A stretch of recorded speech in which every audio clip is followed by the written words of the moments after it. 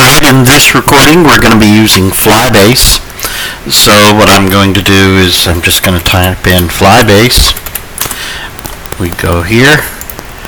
Alright, and what we're going to do in this particular instance is we're going to go up here and we're going to hit blast in flybase. So as you can see, this block.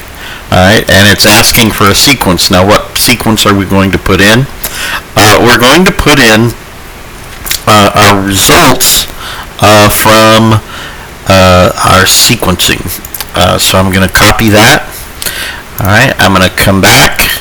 I'm going to paste that in here. And we're going to hit, there are several things we could put. We could put genome assembly. I'm actually going to put annotated genes here.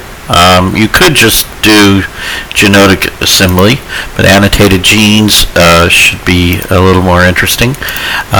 So I'm going to blast this, and you're going to wait.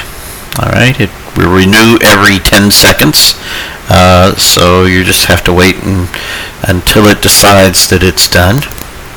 Alright, and sure enough, we came back with a result here.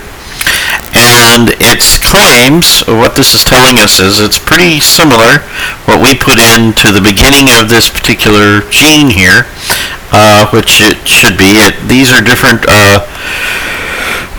versions of the B mutation, or I should say the gene, the black, which is what we expect. And you should pick one of these and take a look at it. This is what we're interested in. What it has done is searched our genomic DNA against our PCR product, against genomic DNA, and it's given us this result. And what we're going to do is we're going to look for a mutation here. Now there's one here.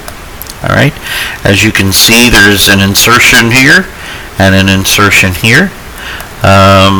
I don't see any others. So this is essentially your result that you need to put into your paper.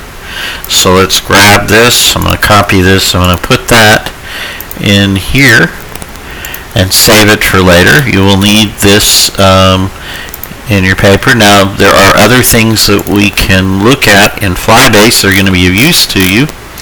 We're going to scroll back up here to the top, and it says jump to gene. Now we know that this is the black gene, so that symbol for black is B. You might need to find out the exact symbol for yours.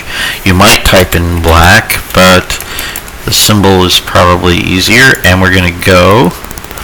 Alright, and this is going to give us quite a bit of information. Now capital B is for bar eyes. Alright, but little b is for the black body. That's the one we want here. And the thing that's most useful probably to you are these references over here. If you click here, it will give you a list of references that you can use in your paper. So flygene is quite useful. One, it's now helped us find our mutation, but the actual change in the sequence that causes black. You need to actually confirm that the sequence change that we found, these insertions here, we need to make sure that those are indeed the ones that cause this mutation, and you can find that information by searching the literature, and here is your literature. These will be good for your references in your final paper.